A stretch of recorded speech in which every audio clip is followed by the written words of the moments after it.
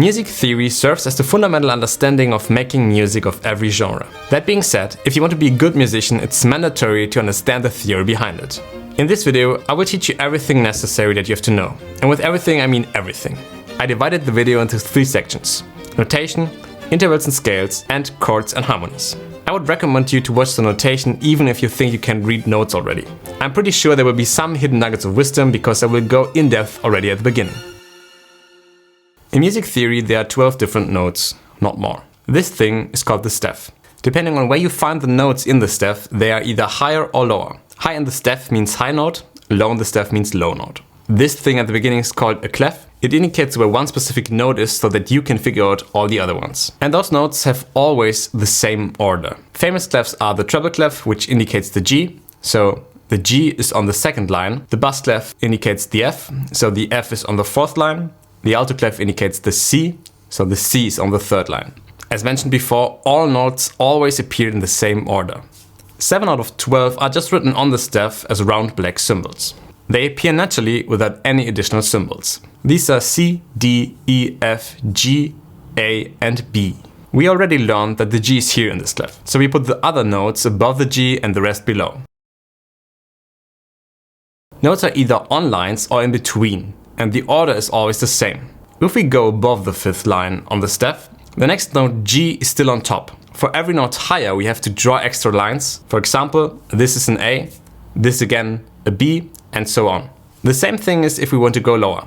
One note under the lowest line is the D, and if we want to go even lower, we need to draw more lines. How high can you play? This basically just depends on the instrument you play. A flute will be able to play higher than a tuba. And that's why there are different clefs. Why should we even bother learning about different clefs? I guess the main reason is that our ability to read notes in our common clef, whatever that might be for you, will increase by a lot. And we get a better general understanding of how notes work. Don't take this too lightly. Being able to read notes is 50% of sight reading. Most people do get that wrong. So it's very useful to learn different clefs. I already introduced the treble clef, the bass clef and the alto clef. Here in this picture you can see the same note, the C1, and where it is in each clef. The C1 is considered middle range, so not too high, but also not too low. As you can see, the C1 is very low in the treble clef. It is exactly in the middle in the alto clef and very high in the bass clef. Thus, a bass clef is good for playing very low.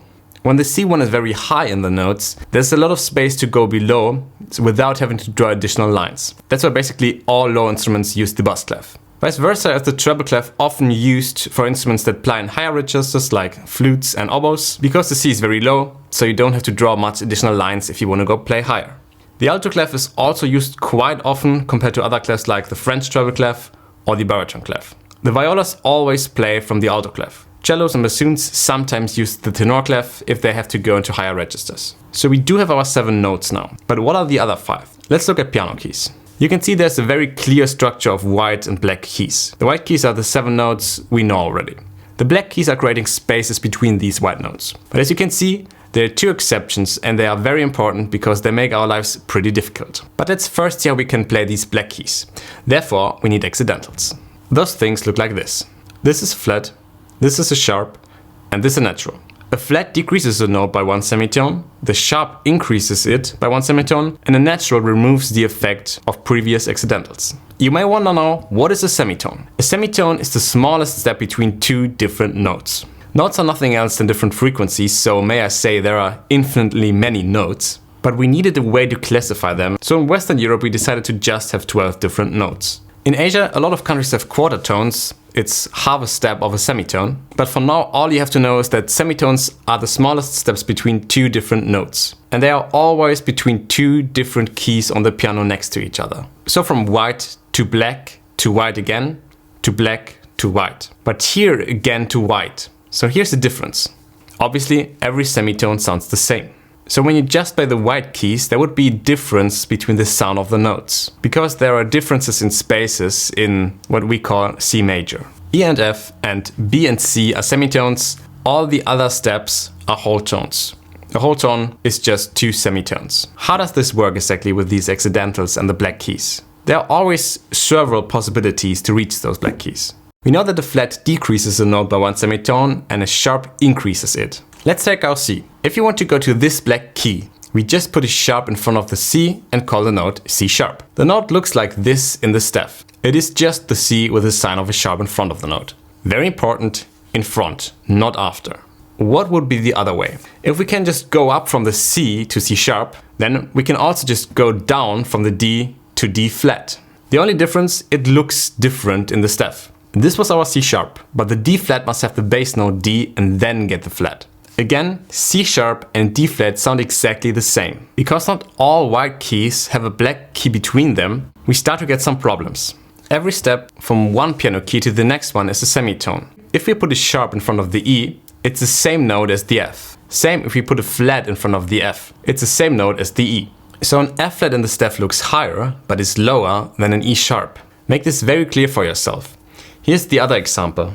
A B with a sharp is a C, because between B and C is just a semitone and no black key. Because every step from one key to the next one is a semitone. So when you make the B a semitone higher with the sharp, aka one step, it is the other note, the C. If you make the C a semitone lower with a flat, it is a B. So again, a C flat is lower than a B sharp, even if a C is higher on the staff than a B. The good thing, you just have to pay attention to exactly those two steps. B and C and E and F, they are the exception. Most of the time in music, or especially in scales, we go up 2 semitones at a time, also called a whole tone. The other clefs work exactly the same way, just that our normal notes C, D, E, F, G, A and B have different starting points. For example, here you can see the normal treble clef compared to the bass, the alto and the tenor clef.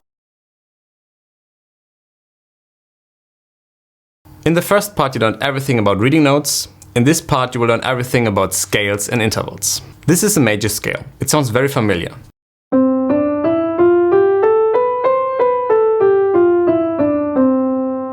C major is the only scale with exactly 0 accidentals, so just white keys. Every major scale is made out of 7 different notes, and the root note, aka the first note, ends the scale at the end again. So a scale ends with the same note that it begins with. As you remember, not every step from one note to the other is the same. That's why we have to use accidentals if we want to recreate a major scale from a different starting point.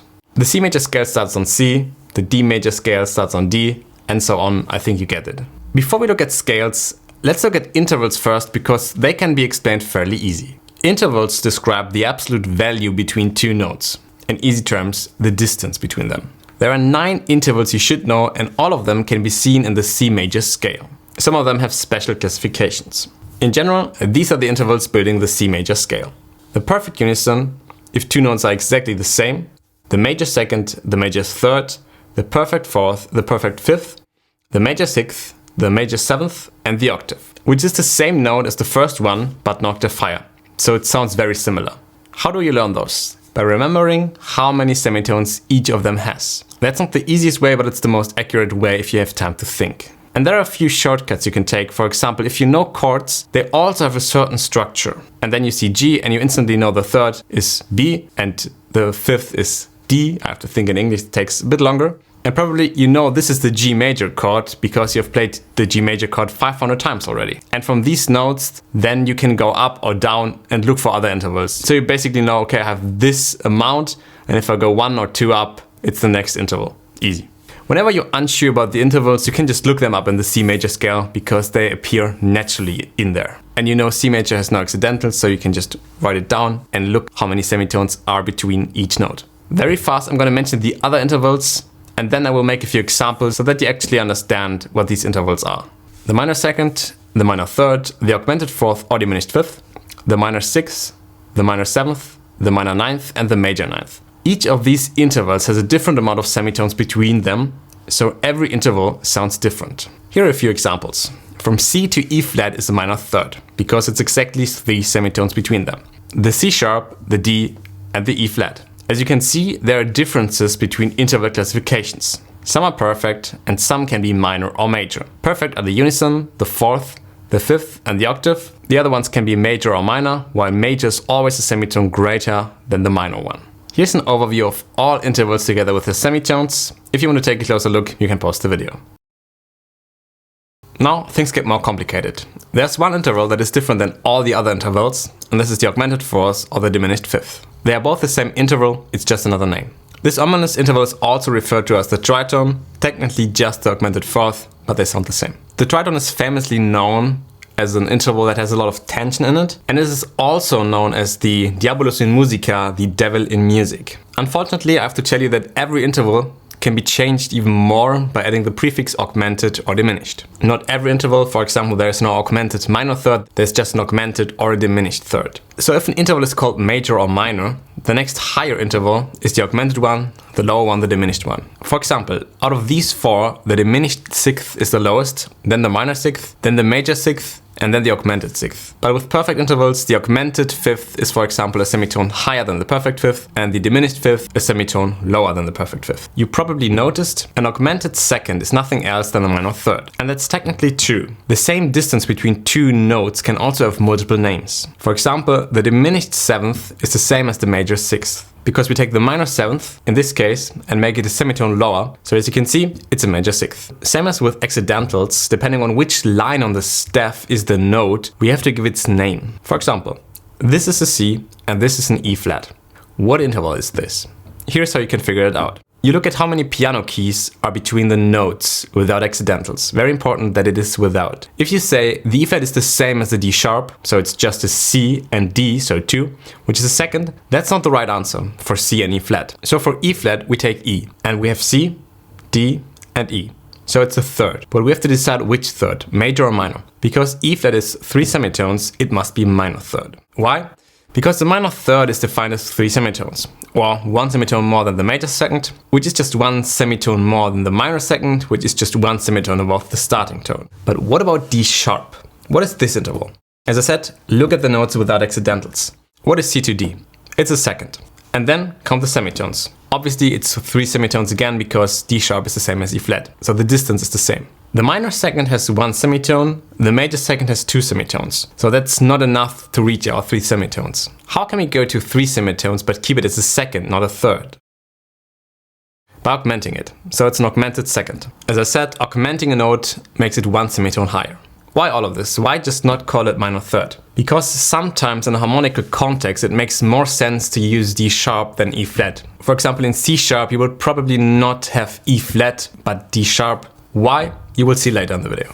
Here's again the list of all intervals together with their semitones. Pay attention that each step is just 1 semitone more, so there are no more intervals in between. So we really can just count from the bottom to the other one. Obviously you can also go down. Intervals work in both ways. Let's get back to scales. Every scale is made out of the same intervals, but instead of always counting from the first note, we determine the intervals based on the previous one. So major scale has a structure that looks like this. Whole tone, semitone, whole tone, semitone. A whole tone is just 2 semitones. So with intervals, major second, minor second, major second, major second, major second, and minor second. No matter from which note you start a major scale, every scale has these same intervals. So the semitones are always between 3 and 4 and 7 and 8. Let's do a more complicated one. Let's start on F sharp. A major second over F sharp is G sharp because you have to go up 2 semitones. Remember, it's not an A flat, which is technically the same note. But instead of coming from the G and adding a sharp, we have the A and go down with a flat, which is not what we want here, because then it would be a diminished third and not a major second, even if it's the same tone. Why? Because in F sharp major, there should only be sharps. You can remember it like this. A major scale has either sharps or flats or no accidentals. Sharps and flats are not mixed. Minor looks a bit different, we will see that later in the video. So we have G sharp, now again a major second, which is 2 semitones up, so A sharp, then a minor second, so just 1 step, which is a B. Then again a major second, so C sharp, again, so D sharp, again. Now pay attention because 2 steps is an F, but that would be wrong. Our actual note from D sharp is D, so our next note, the major second, should be something with an E. With scales, the next note should always be the actual next note if you look at them without accidentals. But we already learned how to deal with this problem. E would be a minor second, so we just need to add 1 semitone. How do we do this? By adding a sharp. So we get E sharp, which is again technically the same as F, but we have to call it E sharp. And then a semitone again, but we don't actually have to count again because we know that the first and the last note of a scale are the same. They're both the root. So we just put an F sharp there. Every major scale can be constructed exactly like this. Let's look at the other common scale, the minor scale. A very general thing about scales is that minor sounds more sad than major. It's the easiest way to explain it, although it's not a very nuanced explanation. The minor scale is very similar to the major scale. The first and last note are the same, and all notes must be direct members. Just a few things change. It's very easy to understand if you just look at the basic A natural minor scale, which has, like the C major scale, no accidentals. So whenever you forget the structure, you can just write all the notes from A to A without accidentals. You got A minor, and you can then deconstruct the structure out of this again, so that you know where the semitones and the whole tones are. If you got some value out of this video, you may consider subscribing, because there are way more epic videos coming out in the future that you don't want to miss out on. In A natural minor, the scale looks like this: major second, minor second, major second, major second, minor second, major second, major second.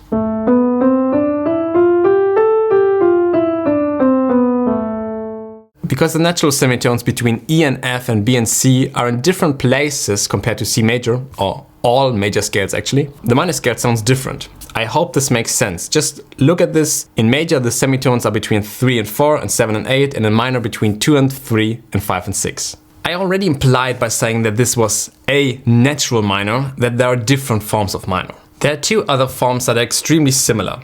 Harmonic minor is the same as natural minor, but the seventh gets augmented by one semitone.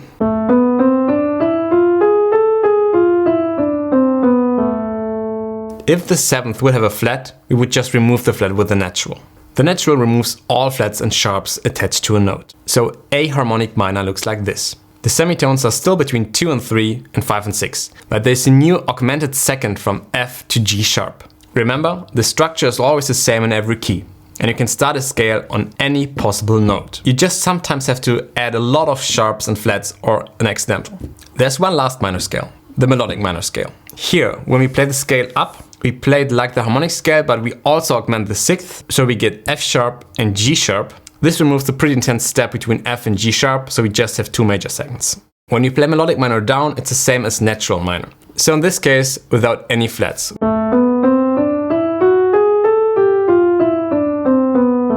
And because sometimes in minor we have to add a sharp to the 6th and 7th, we can have sharps and flats together in one scale, but not in major and also not in natural minor, just in harmonic minor and melodic minor. Maybe you've noticed it already, A minor and C major are extremely similar.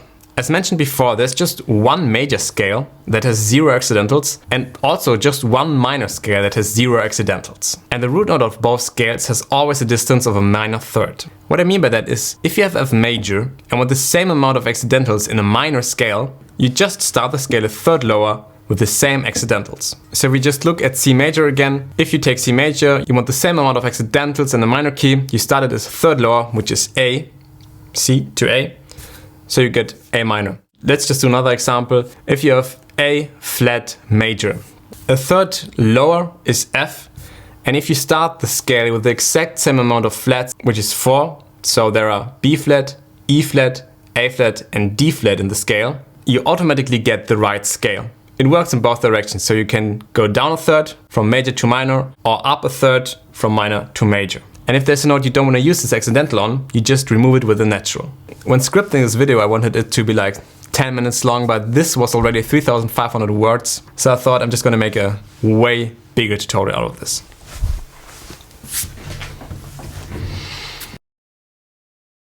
We now have our building blocks to do some pretty cool things. You can imagine chords like molecules in chemistry. Molecules are made out of atoms, the, let's say for simplicity, smallest parts of matter. And they represent our notes. So chords are made out of multiple notes that create a specific sound together. Most chords are made out of 3 different notes. 4 does happen quite often, 5 as well, if we consider suspensions. Later in music, 5 different notes per chord became actually quite normal, for example in Ravel's or Debussy's music. As you probably feared, there is a major and a minor chord. The major chord is made out of the root note, that's how it's called. It's a starting tone from the scale on which we base our scale. The second note is the major third and the third note is the 5th. So we have a major third and then a minor third. The minor chord switches this order. First of all, we have the minor third and then the major third. The 5th is the same. Because the order of the intervals doesn't matter, both chords have the 5th. The underlying base of harmonies and chords in music is basically just made out of major and minor chords. If we build our chords with the pre-existing keys over a scale, so we just take the notes that are in the scale and fill them up as thirds on all of the different notes of a scale, we get this. So in C major we have multiple different major chords, but also some minor chords and one diminished chord by nature. For minor it works the same way. If we would have F minor, which has 4 flats, the chord structure would look like this. Let's look at other chords. There are 2 that are quite similar to major and minor. Diminished is just 2 minor thirds on top of each other, and augmented 2 major thirds. Both have a strong tension to resolve itself, meaning that they want to go into another chord.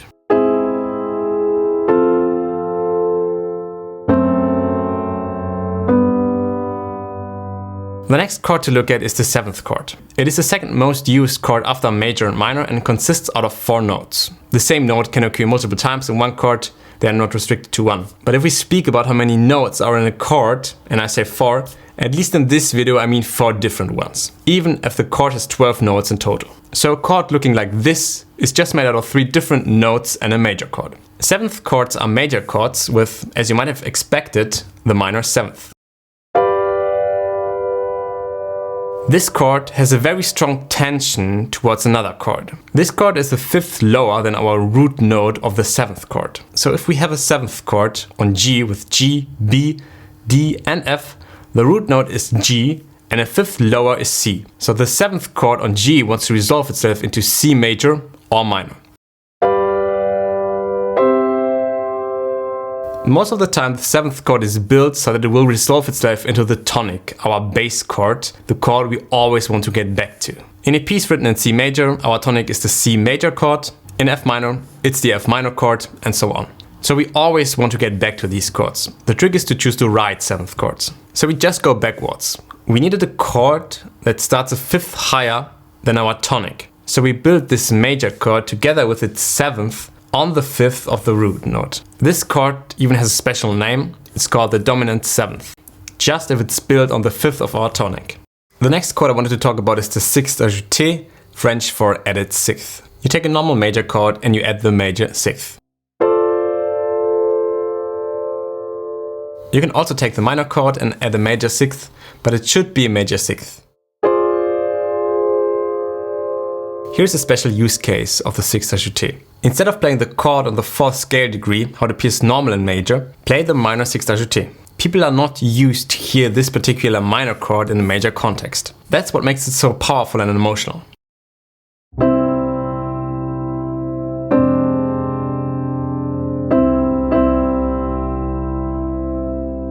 Another fun chord is the fully diminished chord. You know already the diminished chord with 3 notes. The fully diminished chord adds 1 minor third on top or underneath. It is then made out of 3 minor thirds.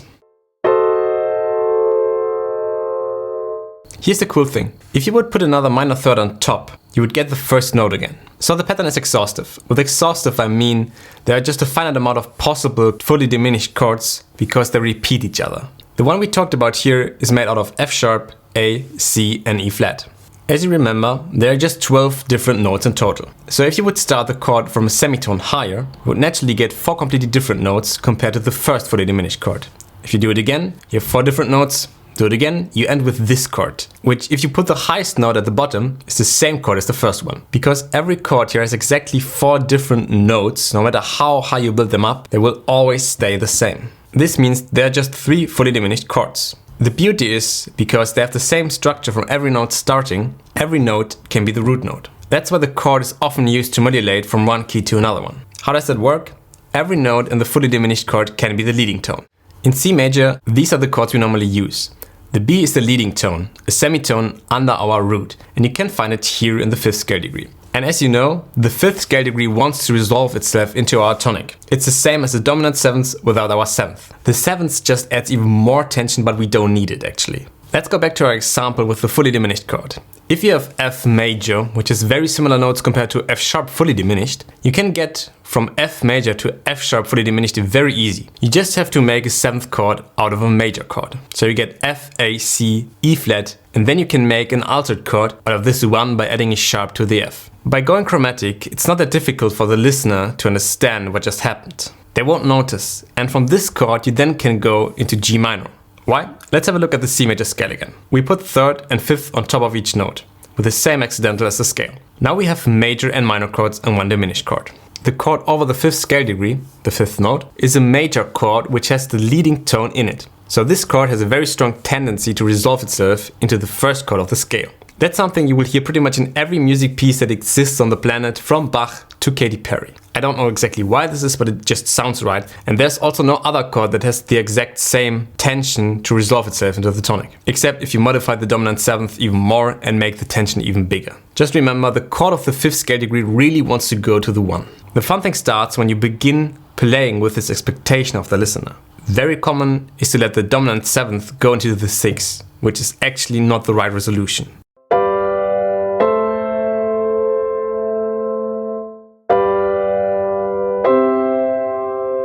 It's basically a trick to fool people to think, we're back again at our tonic. Back again to the fully diminished chord. We altered the F, so it is an F sharp. If we just think of this note as a leading note of a 5th chord, because in G sharp, D major would be the 5th with D, F sharp and C, we can just think of the F sharp, A, C, E flat as a 5th in G major without our D. The C can be seen as the 7th of the chord and the E flat as the minor 9th. That sounds pretty complicated, because it is. Just listen to this again and take a close look at the notes, pause the video very shortly, and I'm pretty sure you will understand. It's not that bad, but it's still easier if you look at it like this. The F sharp diminished chord looks very similar to the D major chord with more notes, and it has the same tension to resolve itself to its tonic. The first note, the note above the leading note, which we said is F sharp to G. So this chord could resolve itself into G minor or major. Both are possible. Earlier I said that this chord is known for being able to modulate into a lot of different keys. I guess this is quite easy to understand, because the structure is repeating itself. We can just flip it and say now the E flat is the leading tone. It would then make more sense to call it D sharp. It's easier and more common. D sharp and E flat are the same note as you learned in the previous sections. So you take a D sharp and add the other notes, which are F sharp, A and C. The leading note is D sharp, and the semitone over D sharp is E, so the chord resolves itself into E minor or major. What is the 5th in E? It's B major, and if you put a B under our beloved chord, you can see that the base of it is a major chord, and they have the same function, resolving into the tonic. In pieces you rarely find a perfect structure like this. Most of the time they are more random, and every note can be the lowest note or the highest note. It really depends on the context you're in and where you're going. And just after figuring out where you have gone, you can go back and see, okay, this chord was intended to be this 7th chord to this tonic. So for example, the A could be the lowest note, but the D sharp could still be the leading tone. Remember, there's actually just one root note in a piece. If a piece is in C major, it is C, and so on. If I'm talking about the root of a chord, I'm talking about the bass note, the most important note of the chord, not the actual root of the whole piece. When referring to harmonies, the 5th is normally always major, also in minor. Technically it should be minor if you use the normal keys of the scale, but therefore we had harmonic minor. If the 5th would be just a minor chord, it would lose its tension, and that's why people turned it into a major chord. A chord very similar to the fully diminished one is the half diminished chord. Instead of being made out of 3 minor thirds, there's one major third in there. Now it gets a bit complicated. Let's take a half diminished chord on C. Same as the fully diminished, it resolves itself into the note above the leading note, which is the lowest note. It doesn't have to be the lowest note, but you have to declare one note is the root note. For simplicity, here it is the lowest note. Technically speaking, the chord should resolve itself into D flat major or minor, the note above the leading note. But we can use a sneaky trick here. Instead of going to D flat, we change the structure of the chord. So we have E flat, G flat, B flat and C. By now the chord should look familiar to you. It's a 6th ajouté, and the 6th ajouté is normally on the 4th. In which key do we have to be so that E flat is the 4th? Either B flat major or B flat minor. Most of the time the 4th is going to the 5th, and that's exactly what we're going to do here. So we let E flat minor 6th ajouté go to F major, which is the 5th in B flat minor or major. And from there we can go further then. That's the beauty of the chord. We could have just used it to stay in D flat, but by just rearranging the notes and prescribing them with different meanings, we could go to B flat major or minor.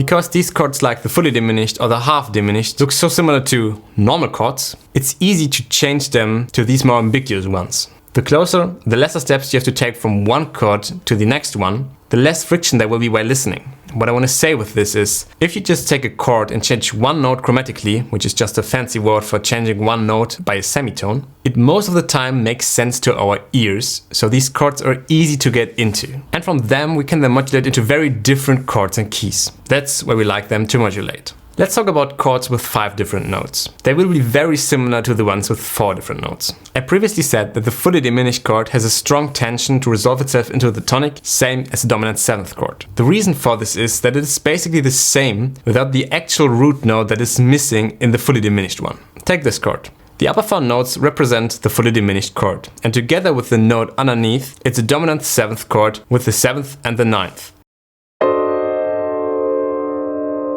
This chord occurs with the minor 9th, so like the fully diminished chord, but also with the major 9th, like the half diminished chord. They pretty much work the same as the fully diminished and half diminished, except that because of the actual root note, they are not that ambiguous. But because of the sheer amount of different notes, they sound very broad and spicy. For the last topic, I want to talk about common chord progressions, to just name a few. The most common thing you could do is this cadence. That's what we call those short excerpts.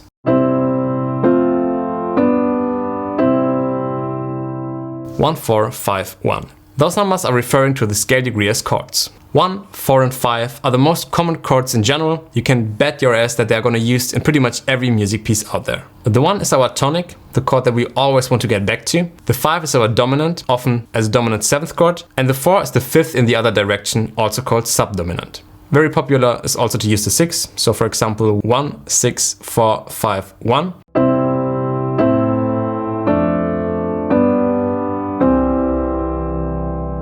As you can see, we always go back to the 1. Another famous example is the 2, 5, 1, very often used in jazz harmony. You can see most music is made out of these chords, and they just consist of major and minor. Of course, this is just an oversimplified model of how harmonies actually work, and they can get complicated very fast, but in general this is always the underlying structure. Something like 5-1 will be in every single piece. We talked about notation, intervals, scales, chords and harmonies. This was a very brief overview of everything that is important. From here you will be able to look at sheet music and understand more of what is happening. This was the very basics. There are a lot of topics that we didn't cover today, for example all the models and sequences that music uses to compose, basso continuo, the structure of music pieces, transposing instruments, rhythm, dynamics, orchestration and so much more. I hope you learned a lot and enjoyed this video. If you want to support my mission to spread the love for music, the best thing that you could actually do would be to send this video to a friend who would actually like to learn more about music theory as well. Except for that, like, comment and subscribe to the channel. I promise there will be some epic videos coming out in the future that you don't want to miss out on. If you enjoyed this video, I made a similar one about the Tristan chord going more in depth with some of the things we talked about today and some we didn't talk at all about today. But it's way shorter, just 5 minutes. You can learn a lot in this video. Thanks for watching and we'll see you on the next one.